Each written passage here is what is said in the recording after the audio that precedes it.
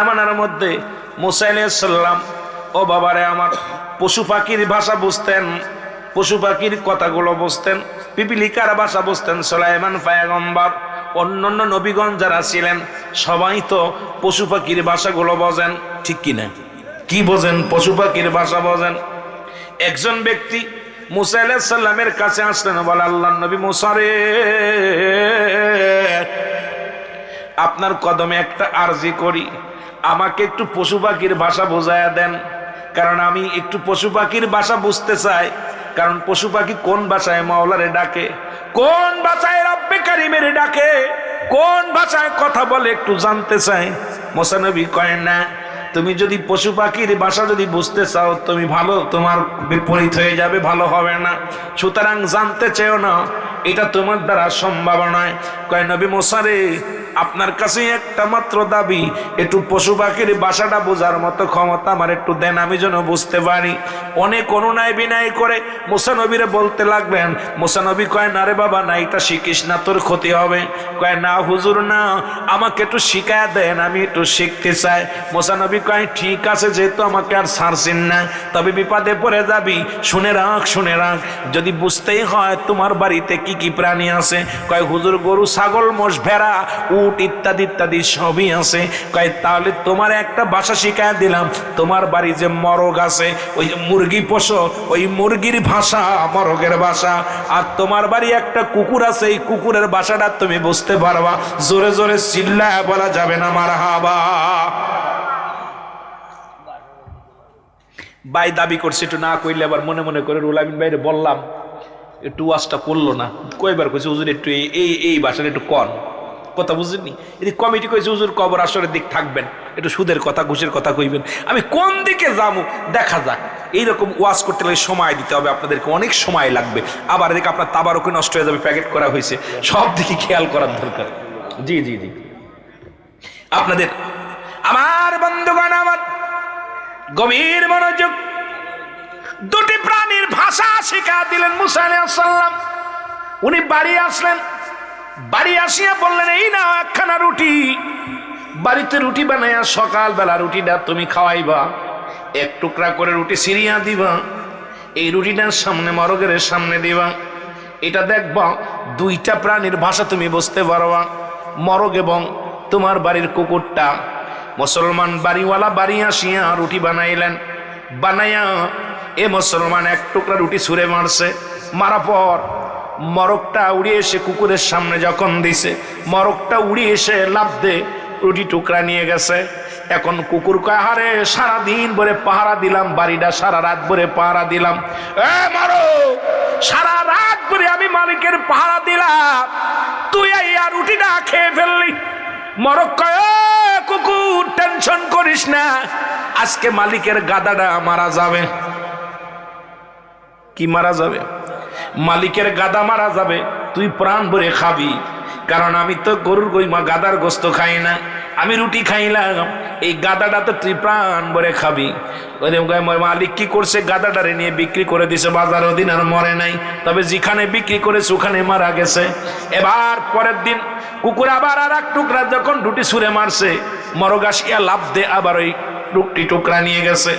এবার কুকুর কারে মরগ গতকাল কামারে না খাওয়ায় রাখছি, বলছি মালিকের গাদা মরবে, মরে নাই, রাত ধরে না খেয়াছি, দিন ভরে না খেয়াছি, আজকে কি করলি, এই রুটি টুকরা নিয়ে গেলি। আজকে মালিকের ঘোড়াটা মারা যাবে। কি মারা যাবে? ঘোড়াটা মারা যাবে। মুসলমান কুকুরের বড় রাগ হয়ে গেছে দেহের মধ্যে, ডাকতে বলে মরক মৃত্যু, মালিকের গাদা মরে না, এখন ঘোড়া মারবে, গাদা তো বেশি ফেলছে। এত রাগিস না, ঘোড়াটা মারা যাবে। মালিক তাড়াতাড়ি বাজারে যায় ঘোড়াটা বিক্রি করে দিছে। পরের দিন আবার আর এক টুকরা রুটি ছুঁড়ে মারছে। কয় মুসলমান শুনে নাও, শুনে নাও। এবার বলছে আবার রুটি টুকরা ধরে এসে মরককে সোদে নিয়ে গেছে। কুকুরের অতিরিক্ত রাগ হয়ে গেছে, রাগতে বলে মরক রে, আজ দুদিন তো আমার সাথে পাকনামি করো। প্রথম দিন বলছে গাদা মারা যাবে, মরে নাই। দ্বিতীয় দিন বলছে ঘোড়া মারা যাবে, মরে নাই। আজকে রুটি টুকরা নিয়ে গেলা, আবার কি বলবা? কয় মুরগ কুকুর শোন, আজকে মালিকের বড় গরুটা মারা যাবে। গরুটাও বিক্রি করে দিছে। গরুটা বিক্রি করছে, 3টা বিক্রি করে দিছে। এবার মুসলমান শোনো, পরের দিন আর এক টুকরা রুটি যখন ছুঁড়ে মারছে, মরগ আবার আসিয়া টানতে নিয়ে গেছে। ডাকতে বলে কুকুর, ডাকতে বলে মরগ, 2 দিন আমার সাথে বাটপারি করলি। প্রথম দিন বলছিস গাধা মারা যাবে না, খেয়ে আসি মরে নাই। দ্বিতীয় দিন বলছিস ঘোড়া মারা যাবে না, খেয়ে আসি মরে নাই। তৃতীয় দিন বললি গরু মারা যাবে, মরে নাই, আমি 3 দিন না খেয়ে আসি। মরক কয় আজকে শুভ সংবাদ শোনো, আজ রাত 12টার পরে মালিক নিজেই মারা যাবে। কে মারা যাবে? কথা কয় না, কুল্লু নাফসিন যায়কাতুল মাউত। বিপদ অস্বীকার করার মতো ক্ষমতা কারোর নাই। এরে মরক ডাক দে কয় কুকুর, মালিক 12টায় মারা যাবে, মানুষ আসবে, খানা পিনা নষ্ট হবে, অনেক পড়বে, তুই খাবি। মেহমানরা আসবে, খানা পাকাবে, এগুলো তুই প্রাণ ভরে খাবি। মালিক কয় মরছি রে, কি বিবাদে ফেললো, 12টায় মারা যাব। এখন দৌড়ে গেছে রে বাবা। এবার দেখছে, খবর নিছে রে, ওরে গরু মারা গেছে, যার কাছে গরু বিক্রি করছিল মারা গেছে, গাধা বিক্রি করেছিল মারা গেছে, ও মুসলমান গুড়া বিক্রি করেছিল মারা গেছে। দৌড়ে গেছে মুসা নবীর কাছে, নবী গো, ও নবী আমারে বাঁচান। কি হয়েছে? আমি আজকে রাত 12টায় মারা যাবো। তা কি হয়েছে? কয় রাত 12টায় মারা যাবো। মুসা নবীকে আমি আগেই বলছিলাম, পাগলামি এত ভালো না, এত পাগলামি ভালো না, কারণ প্রাণীর পশু পাখির বাসা শেখার দরকার নেই, তুমি জোর করে আমার থেকে শিখেছো। এখন তুমি বলো, এখন তোমার 12টার সময় মারা যাবো, তুমি ধোঁকাবাজ, যাও, দূর হয়ে যাও। বলে হুজুর আমি আপনার পায়ের মধ্যে পড়ে আমারে বাঁচান। হুজুর নিশ্চিত আমি মারা যাব, কারণ গরু বেশি যার কাছে গরুওয়ালা গরু মারা গেছে, ঘোড়া বেশি যার কাছে ঘোড়া মরে গেছে, ওই না মুসলমান গাধা বেশি যার কাছে গাধাও মারা গেছে। ওই যে কুকুরি যা বলছে এর মধ্যে কোনো সন্দেহ নাই, আমি নিশ্চিত মারা যাব 12টার সময়। এখন আমারে বাঁচান, আমারে বাঁচান। মুসা কয় তোরে বেটা আগেই তো কইছি চালাকি করিস না, যত করবি চালাকি ঠিক পাবি তার জ্বালাকি, যাইবে তোরে বেঁচে ফেলা। মুসা নবী ডাক দে কয় পথিক, অতি চালাকি করেছো, রব্বে কারীম ফয়সালা দিয়ে দিছে, তুমি মারা যাবা, যাও এখান থেকে যাও। ডাক দে কয় নবী মুসা রে, একটু দয়া করো, দয়া করো, আমারে বাঁচাও, আমারে বাঁচাও। সঙ্গে সঙ্গে নবী মুসা কয় তোরে বাঁচাইতে পারি, ওই যে ক্ষতিপূরণ দিয়া দিবি, যাবি দৌড়াইয়া যাবি 3 জনের কাছে। এবার কয় হুজুর যা বলবেন আমি সব মানলাম, আমি সব ফিরিয়া দিব, বাড়ি চাই না, গাড়ি চাই না, দুনিয়ার কোনো সম্পদ চাই না, চাই শুধু একটু হায়াত, দয়া করে মায়া করে আমাকে বাঁচান। দৌড়াইয়া চলে গেছে বাড়ি যাইয়া মুসলমান গাদালার কাছে, যা গাদালার ডাক দে কয় ভাই আপনি একটা গাদা কিনছেন নিয়ে আজ 3 দিন আগে। কয় হ, আমি গরিব মানুষ, টাকা পয়সা রোজগার করে চিন্তা করলাম গাদা পাইয়া গাদারে দিয়া মাল বহন করবো, এই গাদাটা মারা গেল, এখন আমি বড় কষ্টের মধ্যে আছি, গরিব মানুষ। এ মুসলমান কয় ভাই আপনার গাদা কত টাকা দিয়ে কিনাছিল, এই যে নেন, ডবল নেন, ডবল নেন, আমারে মাফ করে দিয়েন। এবার চলে গেছে গরুওয়ালার কাছে। গরুওয়ালা কয় ভাই হ, গরু কিনছিলাম একটা, গরিব মানুষ বড় আশা করে গরু কিনেছিলাম, এই গরুটা মারা গেছে, বড় কষ্টের মধ্যে আছি। মুসলমান আমার বাবারা আমার সঙ্গে সঙ্গে কয় এই নেন, ডবল টাকা নেন, আপনি আমারে মাফ করে দিয়েন। চলে গেলেন মুসলমান কোথায়? ঘোড়ালার কাছে। ঘোড়ালার টাকা ফেরত দিয়ে তওবা করলেন। ডাক দে কয় নবী মুসা রে, আর জীবনে কারোর কাছে আমি আর কারোর ভাষা শিখতে চাই না, রব্বে কারীম আমারে তুমি মাফ করে দাও, আমারে তুমি মাফ করে দাও। এই জন্য রব্বে কারীমের সঙ্গে পাকলামি করো না। এ মুসলমান, আল্লাহ ছাড় দেয়, ছেড়ে দেয় না। পৃথিবীর মধ্যে মুসলমান যেটা দিছি গিটা নিয়ে খুশি থাকো, রব্বে কারীম যেন আপনার আমার উপরে রহমত দান করে। জোরে জোরে বলেন আল্লাহু আকবার, মহব্বতের সঙ্গে দুরূদ শরীফ। এই নমরুদ কাল্লা পৃথিবীর মধ্যে এত নিম্ন কাতারের মানুষ ছিল আমার বাবারা আমার। এই নমরুদ পৃথিবীর মধ্যে সর্বপ্রথম খোদার যন্ত্রণায় ছটপট করতো, ছোট মানুষের মতো অনাহারে থাকতো, ক্ষুধার্ত অবস্থায় থাকতো, কে খাওয়াইবে, কে পড়াইবে। ও বন্ধু, তৎকালীন জামানায় তার বন্ধু ছিল, বাল্য বন্ধু কাবুস। নাম কি? জোরে বলেন, নাম কি? কাবুস। বন্ধুকে ডাক দে, বলে বন্ধু রে চল, এই জমিনের মধ্যে থাকা যাবে না, চল মিশরে চলে যায়। কারণ মিশরে গেলে খেয়ে পড়ে বাঁচতে পারবো। মিশরের ব্যবসা ভালো, খাবার পানি ভালো, চল আমরা চলে যাই। রওনা হয়ে গেল। যাইতে যাইতে ক্ষুধা লাগছে। নমরুদ কি করলো? আমার বাবারা আমার শোনো, ওখানে একবারই কাজের জন্য গেলেন, কাজ করলেন। বাবা কাজ করিয়া কিছু খাবার দাবার আসলো, কিছু খাইলো, একটু বাঁচার মতো ব্যবস্থা হলো। অনেক লম্বা আলোচনা, এদিকে আমি যাব না, শুধু বোঝানোর জন্য কিছু কথা বলে যায়। এরপরে ওখান থেকে যাইয়া উনি সর্বপ্রথম এবার স্যান্ডেলে কালি করত, জুতায় কালি করত, মুসির কাজ শুরু করলো। এখান থেকে যাইতে যাইতে মুসলমান মিশরে চলে গেলেন। মিশরে যাওয়ার পর মিশরে গোরস্থানে দারোয়ান নিযুক্ত করবে। এই বাবা আল্লাহ পাক কখন কারে কি করে আল্লাহ ভালো জানে, শুনে নেন। এবার মিশরের বাদশা মুসলমান এবার নিযুক্ত করবে দারোয়ান। এবার নমরুদের এত সিহারা সবিজা মুসলমান দেখে কি করলেন, ওকে দারোয়ানগিরি দিলেন, মিশরের দারোয়ান দিলেন। দারোয়ানগিরি দেওয়ার পর ওই মহল্লা ওই জমিনের মধ্যে অনেক মানুষ মারা গেল। উনি চিন্তা করলো এখন লাভজনক ব্যবসার দরকার। উনি কি করলেন, একটা মানুষ মারা গেলে কয়েক গোরস্থানে শোয়াইতে লাগলে হাদিয়া দেওয়া লাগবে। বাদশার হুকুম ছিল কোনো টাকা নেওয়া যাবে না। কিন্তু এত পরিমাণ মানুষ মারা গেল, এত পরিমাণ মানুষের কলেরা রোগ শুরু হয়ে গেল। মানুষ প্রতিনিয়ত সকাল বিকাল মানুষের মৃত্যুবরণ করতে লাগলো। আমার বাবারা, আমার বন্ধুরা, আমার গলা খেয়ে ফেললো, ঘটনা বুঝলাম না।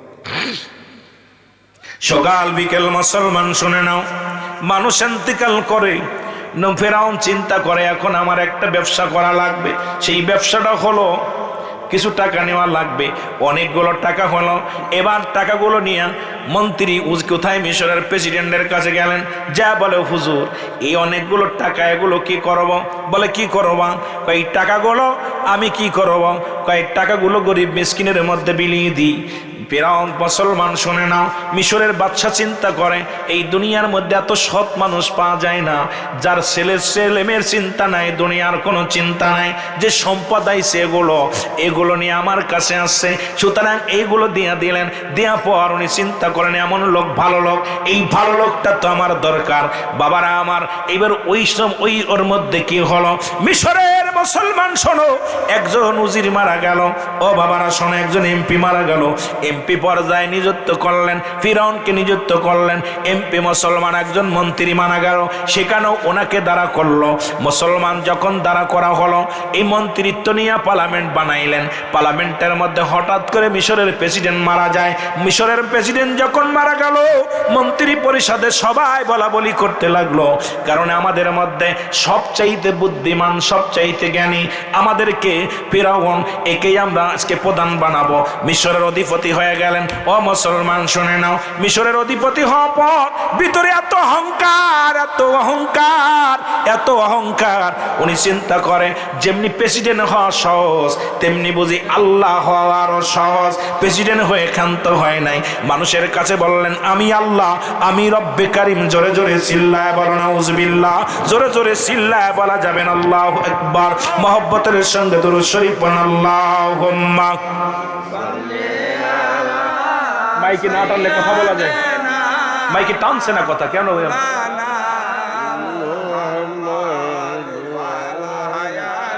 এ ভাই শত্রুতাই করিস না, দয়া করে ঠিক কর।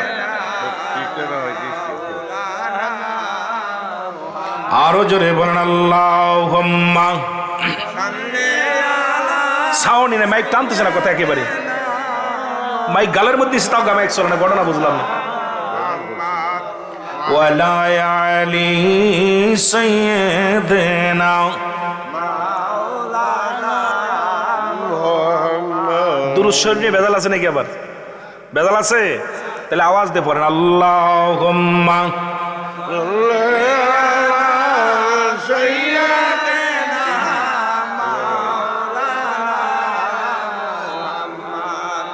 ওয়ালা আলী সাইয়্যিদিনা। ভাই কি চালাচ্ছেন? সাউন্ড বাড়ান না। এ ভাইরা আমার, বন্ধুরা আমার, গভীর মনোযোগ, গলা গেছে গা, গভীর মনোযোগ। আমার বাবারা আমার, রব্বে কারীম আল্লাহ রব্বুল আলামিন তাকে বাদশাহী দান করলেন। আমার বাবারা একেও দুনিয়া থেকে বিদায় নিয়ে গেলেন, একে সাইজ করলেন। আল্লাহর নবী মুসা আলাইহিস সালাম এই দুনিয়ার মধ্যে তারও সাইজ করে দিলেন। মুসলমান শুনে নাও, এবার চলে গেলেন কোথায়? এবার চলে গেলেন আর একজন কাফের মুশরিকদের মধ্যে, তার নাম হলো বক্তা নসর। আল্লাহ রাব্বুল আলামিন তাকেও দুনিয়ার রাজত্ব বাদশাহী দান করেছিলেন। উনিও দুনিয়া থেকে চলে গেছেন, উনিও বিদায় হয়ে গেছেন। ঢ্যাপ ঢ্যাপ ঢ্যাপ ঢ্যাপ আওয়াজ বন্ধ, এটা বন্ধ করেন, এটা বন্ধ করেন, খালি মাইক দেন, মাইকটা দিয়ে একটু জোরে আওয়াজ দেন, আমার আওয়াজটা দেন, এটা আওয়াজ দেন, ডাব ডাব যেন আওয়াজ হয় না, সাউন্ডটা বাড়ায় রাখেন, আর অল্প একটু সাউন্ড বাড়ান, একটু মহব্বতের সঙ্গে দুরূদ শরীফ পড়েন। আল্লাহুম্মা, সাউন্ড একটু বাড়ায় রাখেন, ডাব ডাব না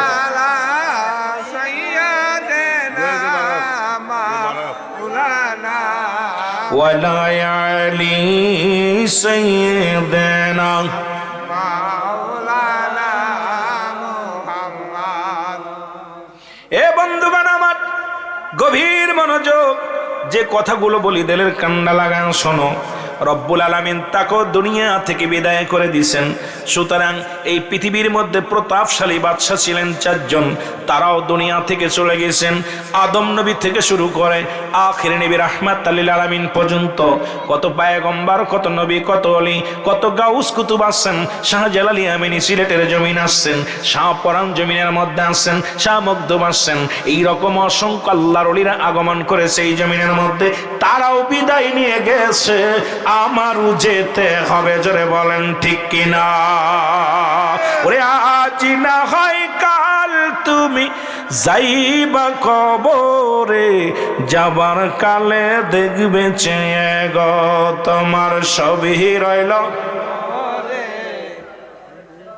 সাউন্ডটা বাড়েন একটু, টিডি আসুক। এর যাবার কালে দেখবে চেয়ে গো তোমার সবই রইল। তোমার দাদাই গেছে, বাবাই গেছে, কেউ আসলো না ফিরে, তোমারও তো যাইতে হবে রে যেদিন আজরাইলা শিবে, তোমারও তো যাইতে হবে রে, বলো তোমারও তো। বন্ধুগণ আমার শোনো, এক নাম্বার বলতেছিলাম মানুষের বিপদ মরণ।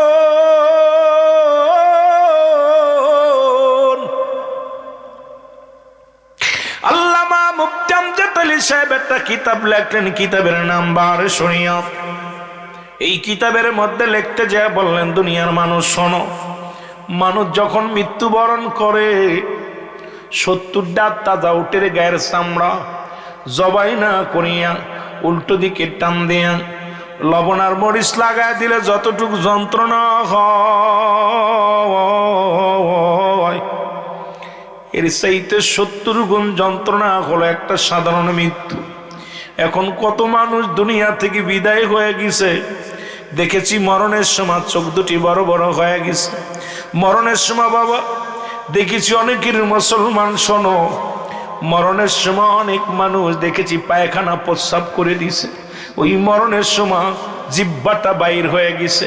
তাদের মরণটা কত কঠিন। আল্লাহ, আমার আল্লাহ, আমাদের মরণটা তুমি সহজ করে দিও। ও আমার রব্বে কারিম, ওই আল্লাহ গো, আমাদের মরণটা তুমি সহজ করে দিও। ও আমার বাজানেরা, বন্ধুরা, আমার দিলের কান্ডা লাগায় শোনো। এরে মুসলমান, এক নাম্বার মরণ, এই মরণের পেয়ালা পান করতে হবে। আবার আমি কিছুদিন আগে একটা ওয়াজ করেছিলাম, এটাও নিয়ে দেখলাম অনেক মানুষ টোল পড়েছে, কয় মুসলমান হযরত ইদ্রিস আলাইহিস সালাম জান্নাতের মধ্যে আছে। এটাকে নিয়েও দেখলাম আমার দেশে কিছু মুক্তি সমালোচনা শুরু করেছে। ওরে আদম নবী থেকে শুরু করে যত আল্লাহর পয়গম্বর মুসলমান দুনিয়া থেকে বিদায় হয়ে গেছে, সবাই জান্নাতি। তবে কিয়ামতের ময়দানে সর্বপ্রথম আমার নবীকে জান্নাতে ঢুকানো হবে। জোরে জোরে চিল্লা বলা যাবে না মারহাবা। এটা নিয়েও দেখলাম খুব, আর কত বড় পাগল বলেন যে আদম নবী কি জাহান্নামে আছে? কথা বলেন, ইব্রাহিম নবী, আল্লাহ নবী, সাহাবীরা জাহান্নামে আছে? আমি বলছি গোয়াজটা যে জান্নাতের মধ্যে এখনো জীবিত অবস্থায় আছে। উনি ওয়াজের ভিতর উল্টো এত বড় চিৎকার মেরে বলে, কোন নবী জান্নাতে যাবে না আমার নবীর আগে। আর এই ফয়সালা তো কিয়ামতের ময়দানে, তার আগে যত নবী রাসূল ঈমান নিয়ে ইন্তেকাল করেছে সবাই জান্নাতি। জোরে বলেন ঠিক কিনা? কথা কয় না কেন? আপনারা দাওয়াত দিচ্ছেন কিসের জন্য? আসতে করতেছেন, ঠিক ঘটনা কি? কষ্ট হচ্ছে? মিথ্যা বলবি, বলবেন মিথ্যা বলতেছি। যদি বলেন যে আমি মিথ্যা বলতেছি, ওফেন বলবেন হুজুর বানোয়াট মিথ্যা। আবার সেই সমস্ত বক্তার ওয়াজ করছে, নবীর ওলিরা নিজ নিজ মাজারে কোরআন শরীফ তেলাওয়াত করতেছে, নামাজ পড়তেছে, দোয়া করতেছে। আমাদের জমা তারাই কইছে, আবার তারাই বলতেছে নবীর আগে কেউ জান্নাত, আরে নবীর আগে জান্নাতে যাবে না কিয়ামতের ময়দানে। জোরে বলেন ঠিক কি না? ইদ্রিস আলাইহিস সালাম পৃথিবীর মধ্যে দুনিয়া থেকে এখনো জান্নাতের মধ্যে আছে, জান্নাতের মধ্যে আছে। ইমানদার যখন মৃত্যুবরণ করে, ইমানদারের লাশখানা যখন কবরে রাখা হয়, জান্নাত থেকে নিয়ামতগুলো ভোগ করে কবর পর্যন্ত, কিয়ামত পর্যন্ত চালু করে দেয় জান্নাতের নিয়ামতগুলো। জাহান্নামীদের চালু করে দেয় মুসলমান কবর থেকে জাহান্নাম পর্যন্ত। সুতরাং কবরে কোনো রাত নাই, কোনো দিন নাই, কবরে কোনো সকাল আর বিকেল নাই। মুসলমান কবর বলতে বোঝায় কিয়ামত পর্যন্ত। মৃত্যুর পর থেকে শুরু করে কিয়ামত পর্যন্ত জগৎটাকে বলা হয় কবরের জগৎ। মুসলমান বাবারা আমার দিলের কান্ডা লাগা শুনে নাও। আজকে যারা এই বিভ্রান্তি করতে চায়, মুসলমান শুনে নাও, তারা চিন্তা করে আমারটাই বুঝি সঠিক, বাতিল সব বাতিল না রে বাজান না। ওরে মুসলমান, তুমি যেটা জানো আমি হয়তো সেটা জানি না, আমি যেটা জানি তুমি হয়তো সেটা জানো না। মুসলমান শুনে নাও, শুনে নাও, আমাদের যুগে আমরা যখন পড়েছি লেখা, আমাদের যুগে আমরা যখন করেছি পুতুল খেলা, তোমরা এখন সেই বয়সে লেখাপড়া করো মেলা। অ্যারিস্টটল সক্রেটিস বলেন ও দাই সেল, নিজেকে নিজে চিনতে হবে, মানারা ফান্নফস, নিজের নফসকে চিনতে হবে, কলবুস সালিম, আত্মাটাকে প্রসিদ্ধ করতে হবে। এই দুনিয়ার মধ্যে অন্যের পাশে লেগো না রে বাবা, কারণ তুমি নিজের কাছে একবার নিজেকে চিন্তা করো। অ্যারিস্টটল সক্রেটিসের মতো বড় জ্ঞানীরা বই লেখাপড়া বলছে নো দাই সেল, নিজেকে নিজে চিনতে হবে। মুসলমান শুনে নাও, আর তুমি এত বড় পণ্ডিত শুধু অন্যের পাশে দৌড়াইতেছ, নিজের খোঁজ নাও, নিজের 37 নিজে চিন্তা করো, বয়া বয়া চিন্তা করো। তোমার নিজের কলঙ্ক যদি মানুষ জানতো, তোমার মতো মৌলবীর ওয়াজ কেউ শুনতো না। তোমার কলঙ্ক যদি কেউ জানতো, এই পৃথিবীর মধ্যে তোমার স্ত্রী কথা বলা বন্ধ করে দিত। আমার কথা, আমার যদি দুর্নাম মানুষ, আমার কলঙ্ক যদি মানুষ জানতো, আমার ছেলে মেয়ে আমারে বাবা বলা ডাক বন্ধ করে দিত। আমার পাপের কথা যদি গ্রামের মানুষ জানতো, এই পৃথিবীর মানুষগুলো আমারে আলেম তো দূরের কথা জালেম বানায়া দিত। জোরে জোরে বলেন ঠিক কিনা? এই জন্য অ্যারিস্টটল সক্রেটিস বই লেখা পার বলছে নো দাই সেল, নিজেকে নিজে চিনতে হবে, মানারাফান নফস, নিজের নফসকে চিনতে হবে, কলবুস সালিম, আত্মাটাকে প্রসিদ্ধ করতে হবে। আমাদের কুষ্টিয়ার লালন কয় আপনাকে চিনতে পারলে যাবে অচিনারে চিনা, নিজকে যদি চিনতে পারো অন্যকে চিনা যাবে। জোরে বলেন ঠিক কিনা? আর একটু জোরে বলেন ঠিক কিনা? ও যুবক, দিলের কান্ডা লাগা শোনো। ইদ্রিস আলাইহিস সালামের কাছে রব্বে কারীম ডাক দে, কয় বন্ধু তুমি জান্নাত পেয়ে খুশি হইছো নি? কয় হ। আহা, খুব খুশি, তবে মৃত্যু যন্ত্রণা। তোমার আজরাইল বুঝি এই দুনিয়ার মধ্যে ব্যবহারটা আমার সামনে ব্যবহারটা ভালো করে নাই। আল্লাহ কয় জিবরিল রে, যা যা আমার বন্ধুরে জানায় আয়। আচ্ছা আজরাইল আসছে, আগমন করছে। ডাক দে কয় হুজুর আমি আপনার সামনে হাজির। ডাক দে বলে আজরাইল রে, আগে বলো, আগে বলো রে আজরাইল, এই দুনিয়ার মধ্যে আমার রূহটা তুমি কেমনে বাইর করেছ? বলে হুজুর আমি এত বড় দানব, এই আসমানে থাকে আমার মাথা, জমিনে থাকে আমার পা, তামাম পৃথিবীর পানি যদি আমার মাথায় ঢেলে দেয়া হয় একটু পানিও গড়ায়া পড়বে না জমিনের মধ্যে। যুবক, দিলের কান্ডা লাগা শুনে নাও, আমি এত বড় দানব একমাত্র ইমানদারের রূহটা বাইর করার জন্য জমিনের মধ্যে আসি। কোন মুনাফিক কাফেরদের জাহান্নামে মুসলমান শোনো, যাদের জন্য আল্লাহ রেখে দিছে দাতুনিল কাফিরিন, ওই কাফের মুনাফিকদের জন্য আমি আল্লাহ প্রস্তুতি করে রাখছি। একটা নয়, দুটি নয়, 7-7টা জাহান্নাম। আর ইমানদারদের জন্য প্রস্তুতি করে রাখছি আমার আল্লাহ বলেন বিসমিল্লাহির রাহমানির রাহিম, উইদ্দাতুনিল মুমিনিন আল্লাহ কয় মুমিনদের জন্য মুত্তাকিনদের জন্য আমি আল্লাহ প্রস্তুতি করে রাখছি 8টা জান্নাত। সুতরাং ইমানদারদের জন্য জান্নাত, মুনাফিকদের স্থান হলো জাহান্নাম, কাফের বেঈমানদের জন্য রেখেছে আমার আল্লাহ জাহান্নাম। এখন জান্নাতে যেতে চান না জাহান্নামে যেতে চান? কেডা কেডা জাহান্নামে যেতে চান হাত উঠায় দেখান। কেউ না। কোথায় যেতে চান?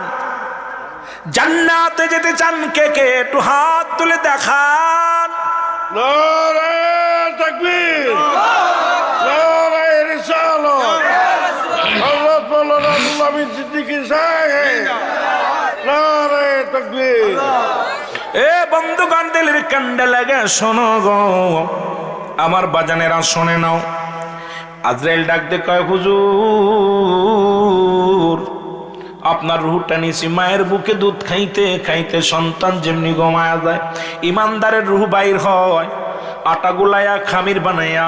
ও মুসলমান মহিলারা যেমন আমাদের বাড়ির মা বোনেরা যেমন আটা গুলাইয়া খামির বানায় রুটি বানানোর জন্যে, এর ভিতরে যদি একটা চুল পড়ে এই চুলটা যেমন টান দিল না সে বাইর হয়ে যায়, ইমানদারের মৃত্যুটা ঠিক তেমনি হয়। ইমানদার কালেমা পড়তে পড়তে ঘুমায়া যায়, ইমানদার মুসলমান দয়াল নবীর দুরূদ পড়তে পড়তে ঘুমায়া যায়। কারণ মুসলমান শোনো, ইমানদারের জন্য অসংখ্য ফেরেশতারা দোয়া করে দুনিয়ার মধ্যে। রে মুসলমান, ইমানদারদের জন্য রব্বে কারীম এই দুনিয়ার মধ্যে এত আসান এত শান্তির জায়গা দুনিয়া নয়, কারণ আখিরাতে শান্তি আছে। ইমানদারের মৃত্যুটা আসান করে আল্লাহ নিয়ে যায়। রে মুসলমান শুনে নাও, ইদ্রিস আলাইহিস সালাম ডাকতে বলে